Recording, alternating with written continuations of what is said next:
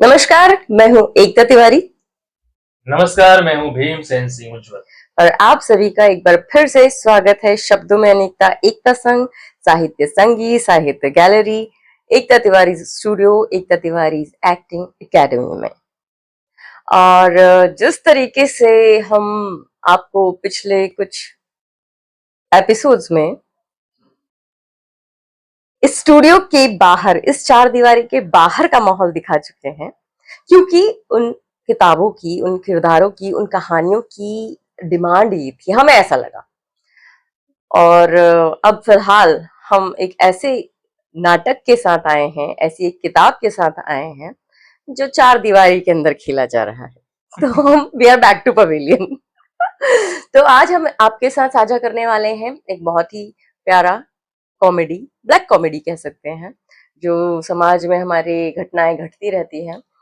कभी उजागर हो जाती हैं, कभी दबी रह जाती हैं। तो ऐसे ही एक खूबसूरत से कॉमेडी, ब्लैक कॉमेडी नाटक को लेकर के हम आपके सामने चर्चा परिचर्चा करने के लिए आए हैं। और उसकी एक बहुत ही खास बात है, उसके जो राइटर हैं वो है मेरे बैचमेट करण शर्मा। यस, तो ये जो किताब है मोंटी बे लगा, ये करण शर्मा की किताब है। बहुत ही खूबसूरत नाटक है। करण मेरे बैचमेट हैं, दिल्ली से हैं। बाकी उनके बारे में आपको जानकारी चाहिए तो आप किताब मंगाइए, किताब पढ़िए, प्ले को एंजॉय कीजिए और कमेंट बॉक्स में बताइए बहुत सारी बातें जो आप फील करें। बाकी उनके बारे में आप गूगल कर सकते हैं। और बहुत सारे टेलीविजन शोज में आपने उन्हें देखा होगा, चंद्रशेखर आजाद के रूप में उन्हें आपने बहुत सराहा है, बहुत प्यार दिया है। बाकी चीजें बातें करते करते होंगी। और मैं चाहूंगी आज के इस पॉडकास्ट की, इस बातचीत की शुरुआत भीम जी आप अपने उस आर्टिकल से करें। भीम जी, ये कौन है? उज्जवल जी, अब आपने अपने तीन तीन नाम रखे हुए हैं तो अभी दो ही नाम। मैं तो सबके नामकरण बड़े बड़े सारे करती रहती हूँ भाई। मतलब जिसको देखकर जिस समय जैसा भाव आए, जैसा लाड़ आए, जैसा गुस्सा है, उसको उस नाम से पुकार लो। मैं मुझे बड़ा मजा आता है। हाँ, जो मेरे खास लोग होते हैं नियर एंड डियर, में उनका बहुत नामकरण करती क्या कहाँ होते हैं नियर एंड डियर? हूँ। हाँ, जिनके ऊपर मुझे गुस्सा भी आता है, लाड़ भी आते हैं ना, घूमे फिरे मिले जुले, तो मैं उनका नामकरण करती रहती हूँ। सारे मेरे खास इनर सर्कल वाले लोग जानते हैं। तो हम back to pavilion, back to मोंटी बेलगाम। अभी ये ताजा ताजा खत्म किया गया पढ़ करके, और इसका शो भी हो चुका है और वो भी सक्सेसफुल शो रहा है। और आपने जो उसके ऊपर पूरी एक चिट्ठी लिखी है, आपका एक पेज है साहित्य संगी जिस पर कि आप किताबों के रिव्यूज लिखते हैं। We do podcasting, he writes blogging about book. So आपने जो इतनी खूबसूरत सा जो आर्टिकल डाला है अपने पेज पे, कृपया वो सबके साथ साझा करें। बहुत बहुत धन्यवाद आपका इसके लिए, लेकिन वो तो बहुत बड़ा लिखा जा चुका है और देख के पढ़ना पड़ेगा, इसके लिए मैं माफी चाहता हूँ। नहीं नहीं, क्यों, उसमें माफी की क्या बात है। और किताब, जब आप इस किताब को ले रही थी मैं भी उस वक्त वहां पे था। जब इसका टाइटल मेरे सामने आया कि मोंटी बेलगाम, हालांकि किताब तो पढ़ी बाद में गई, लेकिन जब टाइटल देख के जो जो ख्याल मेरे मन में आया कि ये कैसा नाम है मोंटी बेलगाम। फिर मैंने सोचा कि हो सकता है मोंटी जो है कोई किरदार का नाम हो और जो बेलगाम हो, मतलब जिसके ऊपर किसी का कोई उसके ऊपर काबू नहीं पा सकता, उस पर कोई लगाम नहीं लगाई जा सकती, कोई ऐसा पात्र होगा। और बहरहाल आज जब इस किताब को पढ़ा गया, जब इस नाटक को पढ़ा मैंने, ऐसा ये किरदार निकल के आया जिसका नाम है मनोहर। राइट, उसको एक महिला उसको प्रेम से मोंटी बुलाती है। एक नहीं एक नहीं, बहुत सारी हैं। हालांकि बेलगाम बेलगाम है तो वो आप टाइटल से समझ सकते हैं। इधर उधर वो चले जाते हैं। बहरहाल जो मैंने किताब पढ़ने के उपरांत जो मैंने लिखा था अपने साहित्य संघ के पेज पे, उसी पेज से मैं पढ़ के प्लीज उसकी समीक्षा पढ़ना चाहता हूँ। सबसे पहले बात मोंटी बेलगाम की, जो केवल एक नाटक नहीं बल्कि हमारे समाज के उस बेचैन, अस्थिर और दिशाहीन युवा मन की अभिव्यक्ति है जो अपनी इच्छाओं, कुंठाओं और स्वतंत्रता के भ्रम के बीच में झूमता रहता है। आप किताब सामने दिखा सकती हैं या यहाँ पे रख सकती हैं। नहीं नहीं, मैं ये मेरे मतलब अपने जब मित्रों की, अपने खास लोगों की, अपने परिवारजनों की जब इस तरह से कुछ चीजें मार्केट में होती हैं या लोग जब सराहने के लिए टेबल पे सजी होती हैं, तो उन्हें पास ही रखना चाहिए, सामने ऐसे बिठा करके। आपकी भी किताब मैंने अपने पास रखी है और आपकी किताब के बारे में मैंने समीक्षा की। Thank you. और आपने इस नाटक के माध्यम से एक ऐसे चरित्र को गढ़ा है, मैं अगर आप बोल रहा हूँ तो मैं जाहिर सी बात है करण भाई की बात कर रहा हूँ, जो बेलगाम है, सिर्फ व्यवहार में नहीं बल्कि विचारों में भी। मोंटी का चरित्र आज के समय के उस व्यक्ति का प्रतीक बन जाता है जो सामाजिक सीमाओं और नैतिकताओं को चुनौती देता है, लेकिन भीतर से कहीं न कहीं टूटता भी है। नाटक की सबसे बड़ी खासियत इसकी समाज शैली है, जो बिल्कुल सीधी और असरदार है। अगर आप नाटक को पढ़ेंगे तो आप उसमें गहराई में उतरेंगे और आप इसको समझ पाएंगे। समाज दर्शकों को सिर्फ सुनने के लिए नहीं बल्कि सोचने के लिए मजबूर भी करते हैं, जो नाटक को जीवंत बना देता है। मोंटी का चरित्र एक तरफा नहीं है, वह न तो पूरी तरह नायक है और न ही खलनायक। यही द्वंद इस नाटक को खास बनाता है। दर्शक उससे सहमत भी होते हैं और असहज भी, और इस रचना की सफलता भी है। अंततः ऐसा कहा जा सकता है कि मोंटी बेलगाम एक ऐसा नाटक है जो मनोरंजन से अधिक मंथन कराता है। ये हमें सोचने पर मजबूर करता है कि असली बेलगाम कौन है, मोंटी या समाज जिसने उसे ऐसा बनाया।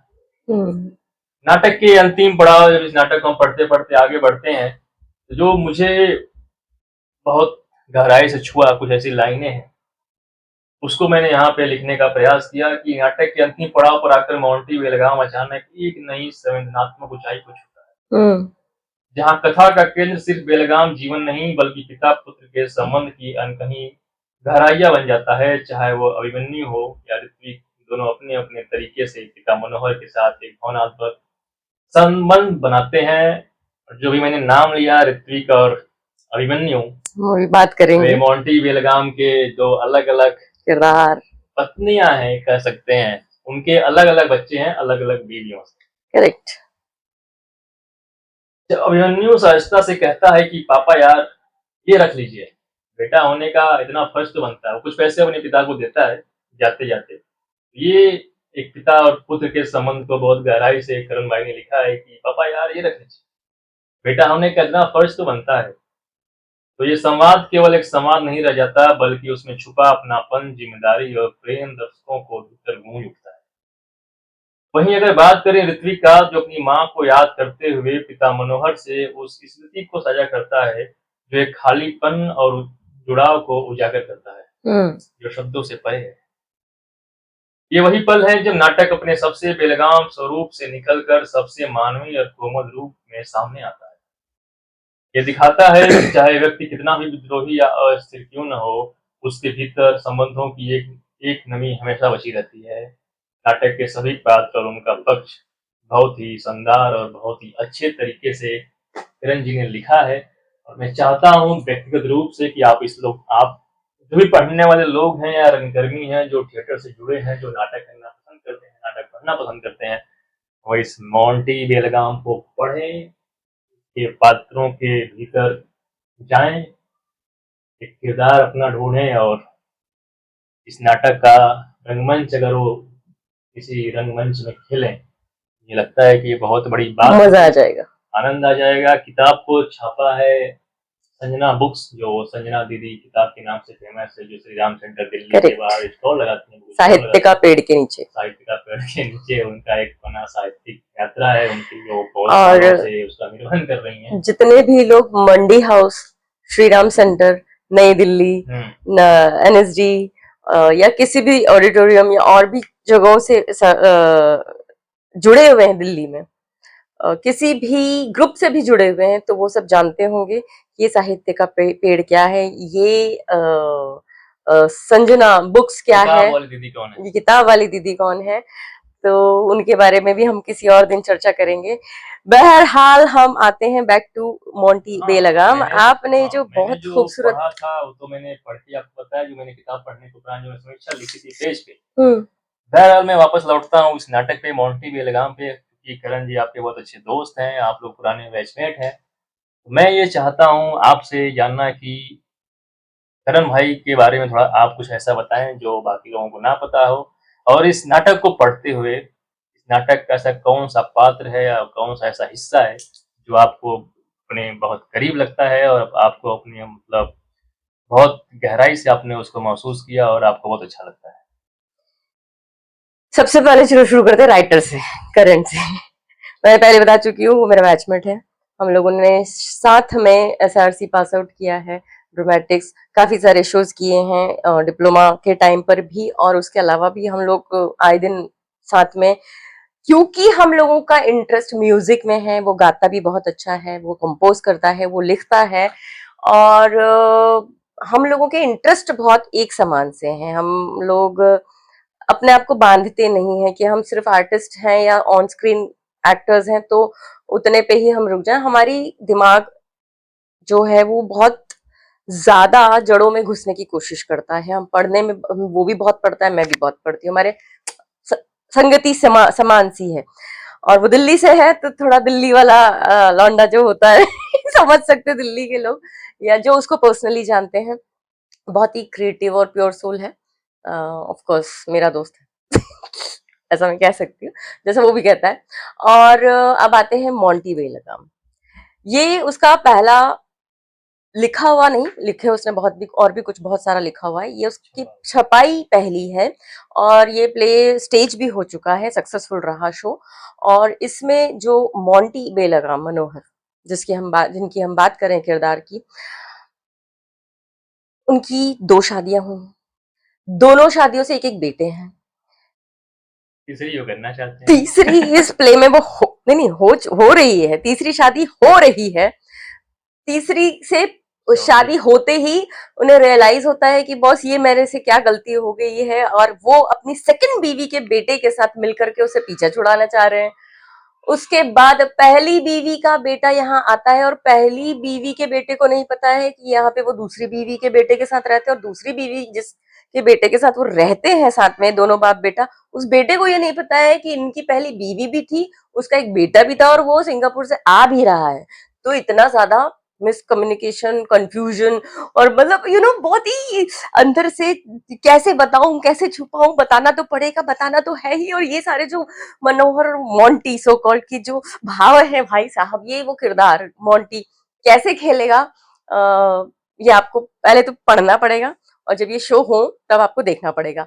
बहुत ही इंटरेस्टिंग मोंटी बेलगाम है। अब यहाँ पर तीसरी बीवी से पीछा छुटवाने की कोशिश हो रही है, कितने सारे कांडकर्म बीच में होकर पीछा छूटता भी है, और वो चैन की सांस भी लेते हैं, और अपने बेटों को समझाते भी हैं कि बॉस ऐसा नहीं वैसा नहीं। बहुत लॉजिकल बातें बताते हैं, वो लॉजिकल तरीके से अपने बेटे को समझाते हैं कि नहीं, मैंने तुम्हारी मतलब मेरी दोनों बीवियों से बराबर प्यार किया, और एक ही समय में नहीं किया, मतलब अलग अलग समय पे वो मोहब्बतें हुई, और वो अलग अलग समय पे बच्चे हुए हैं। तो मैंने किसी को चीट नहीं किया है कि मैंने एक के रहते हुए दूसरे के साथ चक्कर चलाया, या इस तरह का मैंने कुछ भी नहीं किया। आप कायदे से देखेंगे तो वो लॉजिक्स आपको सच में सही लगेंगे। और जब हम देखते हैं कि एक पति की 4 पत्नियां हैं, या फिर एक बंदी पत्नी के उसने कई सारे हस्बैंड्स कर रखे, तो हमें लगता तो है कि ये क्या मतलब अजूबा है। मतलब ऑब्वियसली हम लोग उस मीटर में नहीं बैठते ना, हमको सिस्टम ही नहीं समझ में आता। लेकिन जिन लोगों की वो लाइफ है, या किन कारणों से है हमें नहीं पता, हम जज करने वाले होते भी कोई नहीं है। अब जैसे कि मोंटी यहाँ पर, उसने किसी को चीट नहीं किया है, जो वो लॉजिक्स देता है तो वो जेन्युइन है। और जेन्युइनली उसने अपनी पहली बीवी से भी प्यार किया, जेन्युइनली उसने अपनी दूसरी बीवी से भी प्यार किया, और जो तीसरी शादी यहाँ हमारे पास स्टेज पर मिलेंगी, उन मोहतरमा से भी उन्होंने जेन्युइन प्यार किया। अब वो बात अलग है कि वो जब हो गई शादी, तो वो जो घटनाएं घटी हैं जिनकी वजह से उनको लगता है बॉस क्या गलती कर दी मैंने, कैसे मैं पीछा छुड़ाऊं, और फिर समहाउ पीछा छुड़ाया जाता है। जब चीजें, चैप्टर खत्म होता है, बेटा सिंगापुर से आता है, उसके साथ उसकी असिस्टेंट आती है एक, वो एक और ब्यूटीफुल किरदार है। उसकी मोहब्बत में जो बड़े बेटे के साथ, फर्स्ट वाइफ के बेटे के साथ उसकी एडवोकेट सेक्रेटरी मैडम आई हैं, उनसे मोहब्बत हो जाती है, नजरे चार हो जाती है दूसरी बीवी के बेटे को, जो कि है ऋत्विक। ओह भाई साहब, वो टाका बराबरी से चल रहा है। और यहाँ पर जो तीसरी मोहतरमा मोंटी की आई हैं, जिनसे पीछा छुड़ाने चाह रहे हैं, वहां एक जुगनू नाम का उनका एक परमानेंट आशिक है, उसको भी वो सेक्रेटरी से मोहब्बत हो गई है। उफ, ओ बाय गॉड। और वो कैसे टोपी पहनाने की कोशिश करते हैं मोंटी को, मतलब घर से भागने के लिए कहाँ 50,000 मांग रहे थे, किडनैपिंग एक करते हैं, और उस 50,000 को कैसे वो थर्ड मोहतरमा 50 लाख में कन्वर्ट करती है, और फिर उफ, ला ला ला ला ला ला ला ला। तो ये बहुत ही इंटरेस्टिंग प्ले और बहुत ही तरीके से लिखा गया एक डार्क कॉमेडी है, जिसको आपको बहुत सेंसिबल तरीके से समझने की जरूरत है। आप किसी भी चीज को हल्के में नहीं ले सकते, क्योंकि हम कोई भी चीज जो स्टेज पर देखें, या फिर हम थिएटर में देखें, टेलीविजन पे देखें, किसी भी स्क्रीन पर देखें, अल्टीमेटली वो है तो आपके समाज की परछाई ही। जो भी हमारे इर्द गिर्द घट रहा है, वही हम कहानी के तौर पर किसी न किसी एंटरटेनमेंट के रूप में परोसते हैं अपनी समाज को, अपने ऑडियंस को। हम ये तो नहीं कह सकते कि सभी कुछ इमेजिनरी होता है। हाँ, वो लाइन लिख देना अलग बात है कि कल्पना काल्पनिक है, सारे किरदार काल्पनिक है, लेकिन वो घटनाएं कहीं न कहीं हम देखे होते हैं, कहीं न कहीं हाँ, करेक्ट, इससे कहानियां वो कल्पनाएं कहीं न कहीं हो चुकी होती है। किरदार की कल्पना कह दें हम, या कहानी की कल्पना कह दें, वो एज एन ऑब्जर्वेंट तो आपने कहीं पे देखी ही थी, जो आपके सबकॉन्शियस में कहीं ना कहीं रुक गई, और फिर आपने ऐसे ही 4 डिफरेंट ऑब्जर्वेशंस को, 4 डिफरेंट कहानियों को, 4 डिफरेंट किरदार को अब अलग अलग जगहों से एक जगह बैठा करके एक नई कहानी गढ़ दी। सो हाँ, वहां पर हम उसको कह सकते हैं काल्पनिक है पूरा का पूरा, लेकिन सब कुछ समाज में घट रहा है। अल्टीमेटली मोंटी बेलगाम आजाद होते हैं तीसरी बीवी से। और जो वो पैसों की बात अभी आपने अपनी रिव्यू में पढ़ी, वो जब सिंगापुर लौटता है उनका बेटा, उसका जो गुस्सा होता है आते वक्त कि मैं अपने बाप से बात नहीं करूंगा, वो मेरी माँ को चीट किया है, फला बहुत सारी चीजें आप पढ़ेंगे तो पता चलेगा। वो प्रॉब्लम भी सॉल्व हो जाती है। करेक्ट। वो जो सपरेशन है, वो जो एंगर है बेटे के अंदर, वो डिसॉल्व हो जाता है। इसलिए हम हमेशा कहते हैं ना कि किसी भी बड़े से बड़े प्रॉब्लम के लिए आप चुप्पी ना साधें, बातें करें। बातें करने से बहुत आसानी से तो नहीं कहूंगी, लेकिन हाँ, सॉल्यूशंस निकल जाते हैं। किसी भी चीज को दबाना, छुपाना, रास्ता बदल देना, मुंह मोड़ लेना, ये किसी भी प्रॉब्लम का सॉल्यूशन नहीं है। हाँ, आप बात करें, भले ही गुस्से में करें, एक बार नहीं 10 बार करें, 1000 बार करें, लेकिन बात करके कंप्लीट करें, उसको क्लोजर दें, और फिर जीवन में आगे बढ़ें। तो खुद भी सुकून में रहेंगे, और जो लोग उस प्रॉब्लम से जुड़े हुए हैं वो भी सुकून में रहेंगे। ऐसा ही एग्जाम्पल ये मोंटी बेलगाम आपके सामने पेश कर रहा है। आप लीजिए, उसे पढ़िए, और जब भी आपको मौका लगे आपके शहर में या जहां पर भी जब ये शो हो रहा हो, तो आप छोड़िए मत उसे। और अगर यहाँ पर कोई ग्रुप, थिएटर ग्रुप उसे सुन रहा है, हमारे इस प्ले के रिव्यू को, पॉडकास्ट को, तो आप इसे उठाएं, ये करें, और अपने जगह की ऑडियंस को के सामने पेश करें। I am sure, dead sure कि उन्हें इस प्ले से समाज की बहुत सारे ऐसी नजरिए देखने को मिलेंगे जो हम कई बार नजरअंदाज कर जाते हैं। हाँ, तो मैं आती हूँ बैक टू कहा अपने प्ले पर। तो जब सारे डिसॉल्व हो जाते हैं इश्यूज, और जब सिंगापुर जाता है बेटा अपने बाप से, वो आपने इमोशनल कॉन्वर्सेशन सुना रिव्यू में कि पापा ये पैसे रख लीजिए, चेक रख लीजिए, बेटे होने का इतना फर्ज तो मेरा बनता ही है। और वो इतना खूबसूरती से वो कॉन्वर्सेशन है ना, वो आप पढ़िएगा जरूर। और उसके बाद जब वो चले जाता है, अब आते हैं ऋत्विक, सेकंड वाइफ का बेटा, एंड मोंटी, हमारे मनोहर जी सुकून की सांस लेते हैं कि आह, यहाँ पर थर्ड वाइफ से और उसके जुगनू से पीछा छूटा, पुलिस पकड़ के ले गई है। वहां पर बेटा और उसकी एडवोकेट सेक्रेटरी जो आई थी वो भी चली गई हैं। अब अल्टीमेटली जो शुरू में हमारे किरदार शुरू हुआ था, जहां से कहानी ऋत्विक और मनोहर मोंटी से, अब वहीं पर हम अंत में खड़े हैं मोंटी, मनोहर एंड ऋत्विक के साथ। सुकून में जब जीवन जाने ही वाला था कि इतने में फिर से दरवाजा खटखटाता है और एक मोहतरमा वो अपनी वाइन की बोतल हाथ में लेकर के आती है। मोंटी मोंटी मोंटी, ओ हनी, ओ डार्लिंग, कहाँ हो तुम, कहाँ रह गए थे तुम, मैं तुम्हारा कब से इंतजार कर रही हूँ, मुझे लगा तुम मुझसे सच्चे झूठे वादे करके मुझसे हमेशा हमेशा के लिए दूर चले गए हो किसी और के पास। ओ गॉड, ऋत्विक कहाँ उस पापा से की शक्ल देखता रह जाता है, पापा मोंटी, और no no no no no. और इसी बीच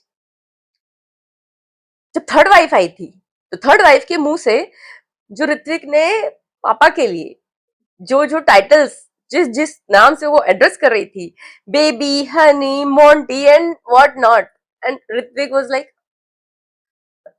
ये हम सब की प्रॉब्लम है। मैं प्रॉब्लम इसलिए कह रही हूँ क्योंकि हम सब बच्चे अपने मम्मी पापा को सिर्फ और सिर्फ एज मम्मी और पापा ही देखते हैं। हम ये सपने में भी नहीं सोचते कि वो एक माँ बाप के अलावा भी बहुत कुछ है दुनिया में, उन अपना एक उनका जीवन है, उनकी अपनी एक आइडेंटिटी है, वो किसी के दोस्त भी हो सकते हैं, उनके जीवन में और भी किरदार मौजूद हो सकते हैं, लेकिन हम माँ को माँ ही, बस माँ है तो वो इंसान नहीं है, पापा है तो कुछ और कर ही नहीं सकते। ये हम सब बच्चों का प्रॉब्लम है। अपने मम्मी पापा के प्रति उनका सिर्फ एक नजरिया होता है कि वो माँ है, बात खत्म, वो और कुछ है ही नहीं संसार में, उसका कुछ और अस्तित्व बचा ही नहीं है। ऐसे ही पापा के लिए होता है। तो बस वही ऋत्विक का रिएक्शन है इन द एंड कि व्हाट, क्योंकि तब तक तो मोंटी यही समझा रहे थे ना कि नहीं नहीं, मैंने ऐसा किसी के साथ कुछ नहीं किया, ये तो बस एक ही थी जिसको मुझे ऐसा लगा कि जीवन में होना चाहिए और उसको मेरी जरूरत है, और वो मुझसे सच्चा प्यार करती तो मुझे भी उससे प्यार हो गया, ब्ला ब्ला ब्ला ब्ला। बहुत ही खूबसूरती से डायलॉग्स को गढ़ा है करण ने, सीन वाइज सीन उसने बहुत, ना तो उसको फैलाया है। कहते हैं ना कई बार चीजें ज्यादा पसर जाएं तो बुरी लगने लगती हैं, लेकिन ऐसा यहाँ पर कुछ भी नहीं है। मोंटी बेलगाम के कट टू कट सीन्स हैं, बहुत ही कॉम्पैक्ट एंड पेसी। सीन शुरू जहां पर होता है वो भी इम्पैक्टफुल है, खत्म रुकता जहां पर है या चेंज ओवर जहां पर हो रहा है वो भी बहुत इम्पैक्टफुल है।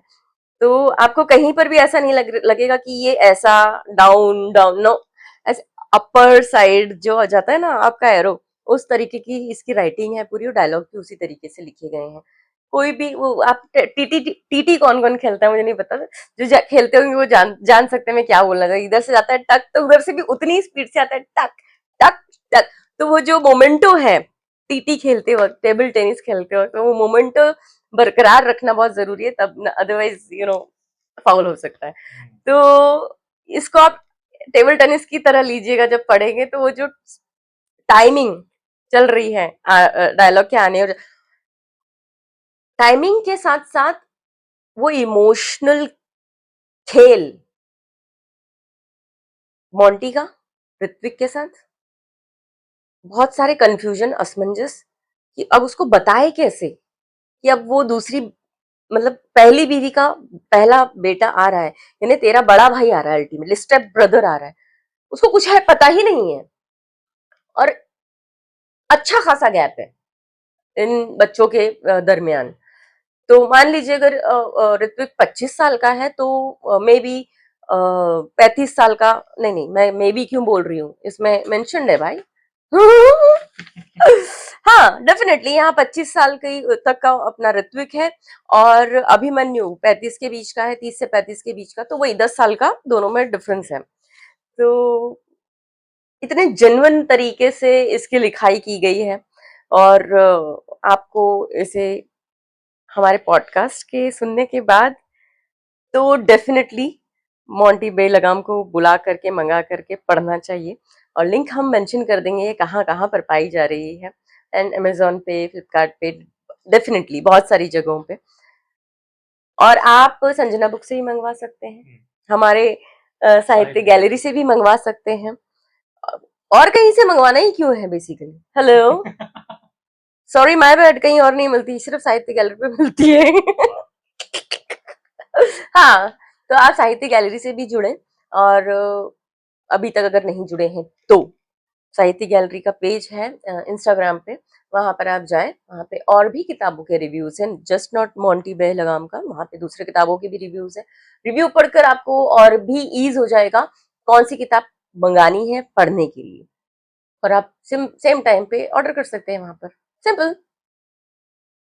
वेल, तो ये था मोंटी बेलगाम, और इसी के साथ हम आपसे ये प्रॉमिस करते हैं कि इसी तरह के लाइट हार्टेड, खूबसूरत, पेसी, जिसमें बहुत सारा ड्रामा हो, बहुत सारी मस्ती हो, मजा हो, इस तरह के नाटक, नॉवेल्स, कविताएं, नया पुराना साहित्य, और जो भी लिटरेचर से कनेक्टेड चीजें हैं पढ़ने लायक, आपके सामने लेकर आते रहेंगे अपने पॉडकास्ट में, ताकि आपको आपकी दुविधाएं दूर होती रहें वक्त के साथ कि हमें क्या पढ़ना है और क्या नहीं पढ़ना है।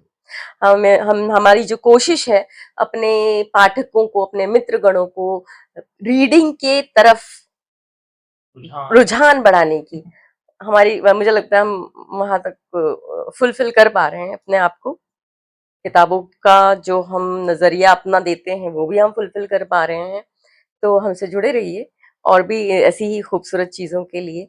अगले नए पॉडकास्ट में हम पता नहीं क्या लेकर आने वाले हैं। वैसे हमने बहुत कुछ पढ़ के रखा है, बट अगले में हम क्या लेकर आने वाले हैं ये अभी हमें नहीं पता है। तो फिर मिलते हैं नेक्स्ट पॉडकास्ट में नए एक नॉवेल या नाटक के साथ, या कुछ कविताओं के साथ।